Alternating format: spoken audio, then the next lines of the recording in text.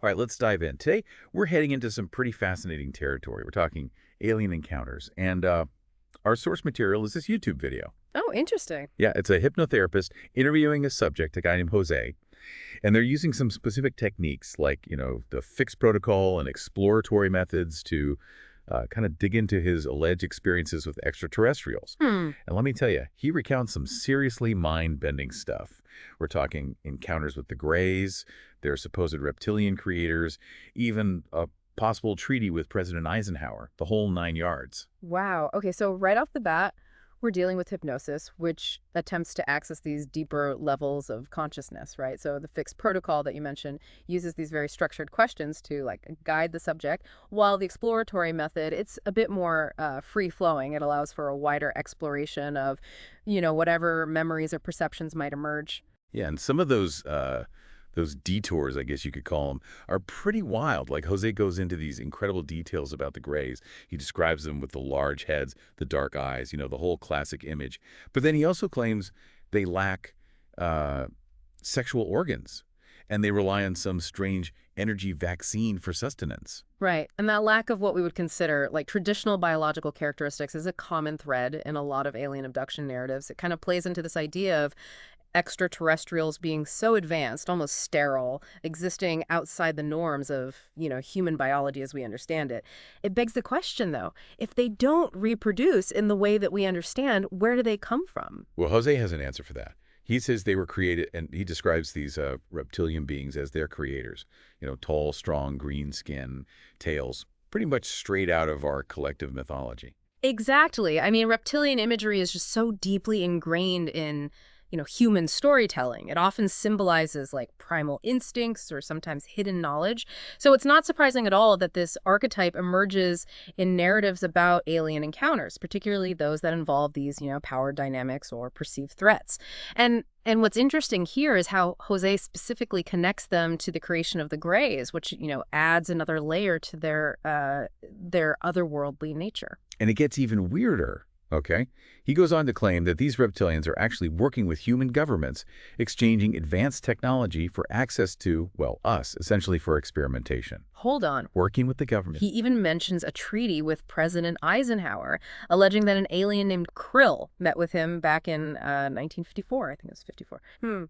Well, the idea of this secret pact between governments and extraterrestrials has been around for a while, especially during the Cold War and, the whole UFO craze of the 1950s. It kind of feeds into our anxieties about these hidden agendas and the people in power operating beyond public scrutiny. And of course, you can't forget the whole historical context of Area 51 and the government's, notoriously tight-lipped stance on UFOs. Oh, yeah, all that secrecy just fuels speculation. Yeah. But, if we just entertain Jose's account for a minute, he describes some pretty disturbing activities. We're talking abductions, implants, even manipulation during sleep. It's enough to make you look at a late-night shadow a little differently. Right. And sleep paralysis, that's a real phenomenon that's often associated with uh, feelings of terror, a sense of presence, even hallucinations. And while science can offer, physiological explanations for that, it's easy to see how these experiences could be interpreted through the lens of, alien encounters, especially for people who are already kind of inclined towards those beliefs. So this hypnotic interview, it really opens up this Pandora's box of questions. Are we really alone in the universe?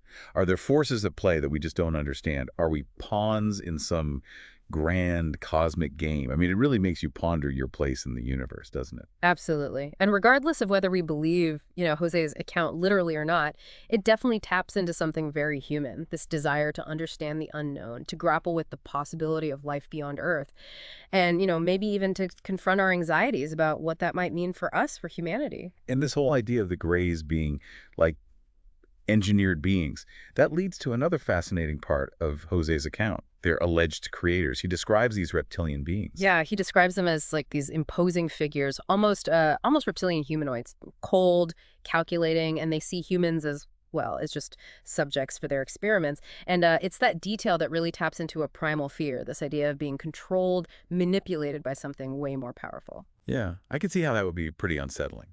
Jose also suggests that the Greys, they don't really have any social structure of their own. They're more like worker bees, just following orders from these reptilian overlords. That's an interesting point, actually. By by depicting the Greys as like lacking that social complexity, the narrative kind of strips away some of their agency. You know what I mean? They Hmm. become tools, extensions of the reptilian will, and it really emphasizes that power imbalance between us, humans and these supposed extraterrestrial forces. Yeah. It's almost like they're bioengineered instruments, Hmm. designed for a specific purpose. He even mentions they were created with different types of skin to adapt to, like the atmospheres of various planets. Hmm. And get this, they can travel through portals. Portals. Yeah, portals, and materialize or dematerialize at will. Wow. Okay. Well, the idea of, interdimensional travel and manipulating reality, that's like classic science fiction, right? But those concepts, I mean, they resonate with this very human fascination with pushing the boundaries of what's possible. Portals, especially, they hint at these hidden pathways and connections, stuff beyond our perception, like shortcuts through space and time. Yeah, it really gets the imagination going.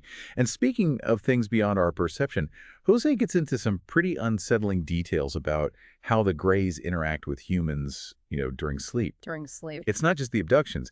He describes these implants being used for, like, monitoring and control. Yeah. I don't know about you, but it makes me think twice about those late night trips to the fridge. Oh, yeah, definitely. The fear of, being watched, having your thoughts and actions influenced by external forces, that's a deep-seated fear, And in the context of, alien abduction narratives, implants become a very tangible symbol of that fear, Yes. symbolizing a loss of autonomy, a violation of our boundaries. Yeah, definitely not the kind of souvenirs you'd want to bring back from a trip to another planet. This all brings us to that chilling statistic that Jose mentions. The Greys estimate that 60% of humans have been implanted. 60%. Wow. Now, whether we take that figure, literally or not, what's striking is the implication of, the pervasiveness of it. This isn't just a handful of isolated incidents. It suggests a widespread phenomenon, like this hidden reality operating right under the surface of, our everyday lives. And that, I think, is what makes these narratives so compelling and sometimes so unsettling. Oh, yeah, for sure. There's a definite creep factor there. But it also makes you wonder, if these implants are so common, what's their purpose? What information are they gathering? What are they trying to do? That's the million-dollar question, isn't it? And it's the question that, fuels all this speculation and allows these narratives to evolve and adapt to our anxieties about technology, surveillance, and, the potential for these unseen forces to control our lives. It's interesting how these themes they kind of resurface throughout history, always adapting to, like, fit the anxieties of the time. Like, the idea of alien encounters, it's often tied to our relationship with technology. Yeah. You know, as our technology gets more advanced, so do the imagined capabilities of these, extraterrestrial beings. Yeah.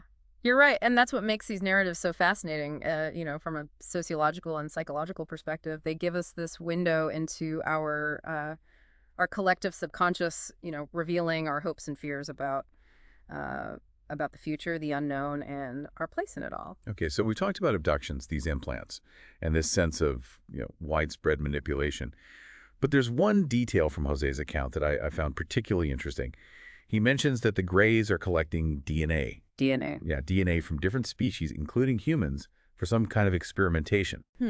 Well, that theme of genetic manipulation, I mean, that plays right into those anxieties we have uh, about scientific overreach and the potential consequences of, messing with the building blocks of life. It raises these questions about, our relationship with nature and the limits of scientific exploration. Yeah, even described these attempts to create, like, hybrid beings, though he said they haven't really been successful. Hybrid beings, yeah, that concept of, hybrid beings often portrayed as like monstrous or threatening.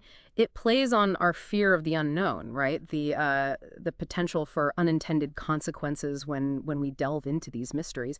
But it also hints at this fascination we have with transcending our limitations, merging with something other, something beyond. There's a lot to unpack, to Yeah. say the least. So if we step back from the specifics of, Jose's account for a minute, what can we take away from all of this? What resonates with you the most? I think what strikes me is, the enduring power of these narratives. They persist, they evolve because they tap into this fundamental human need to make sense of the unknown, whether they're, rooted in reality or not. They challenge us to confront our anxieties, our hopes, and our place in the vastness of the cosmos. Yeah, they really are like these modern-day myths constantly being rewritten and reinterpreted. Exactly. And I think they serve as this reminder that, our understanding of the universe, it's always changing. What might have been dismissed as like pure fantasy a century ago now has this certain level of intrigue, especially as our, scientific knowledge expands. It really makes you wonder what future generations will make of these stories. Yeah. What will they add to the narrative? What anxieties will they project onto these extraterrestrial encounters? That's a fascinating thought experiment. It highlights the fact that these narratives are more than just stories, right? They're a reflection of who we are, our fears, our aspirations, our constant search for meaning in a universe that often feels indifferent to our existence. So we've covered a lot of ground today. We explored Jose's hypnotic journey into the world of alien encounters. We talked about the Greys, the reptilian creators, the unsettling possibility of widespread implants, genetic manipulation.